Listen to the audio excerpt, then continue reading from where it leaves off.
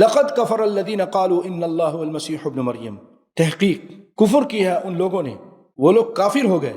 جن کا قول ہے کہ مسیح بن مریم اللہ ہی ہے۔ ان کے اس قول کا رد خود عیسیٰ علیہ السلام کرتے ہیں۔ وقال المسیح یا بنی اسرائیل اعبدوا اللہ ربی وربکم،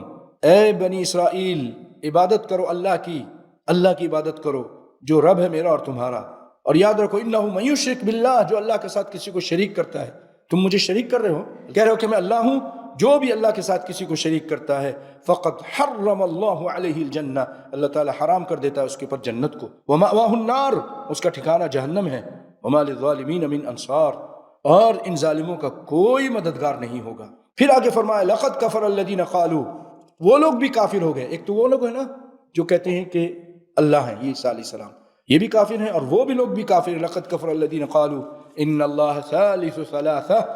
کہ اللہ تین میں سے تیسرا ہے۔ کیا مطلب؟ یہ لوگ یہ اس طرح بات کرتے تھے کہ عیسیٰ علیہ السلام، مریم اور اللہ یہ تین الہ ہیں۔ تو اللہ فرماتا ہے وما من الہ الا الہ واحد، کوئی الہ نہیں اللہ کے علاوہ، ایک ہی اللہ ہے۔ اور پھر فرماتا ہے کہ اگر یہ لوگ اپنی اس بات سے باز نہ آئے، ان لم ينتهوا عما يقولون ليمسن الذين كفروا منهم عذاب علیم، تو ان کافروں کو جو اس طرح کی بات کرتے ہیں، عیسیٰ علیہ السلام کو یا اللہ کہتے ہیں یا اللہ کو تین میں سے تیسرا کہتے ہیں، ان کو دردناک عذاب پہنچے گا۔ پھر اللہ رب العالمین اس کے باوجود کہتا ہے افلا یتوبون الی اللہ، کیوں نہیں یہ توبہ کرے عیسائیوں، اللہ کے لیے تمہاری کتابوں سے یہ چیزیں ثابت ہو رہی ہیں کہ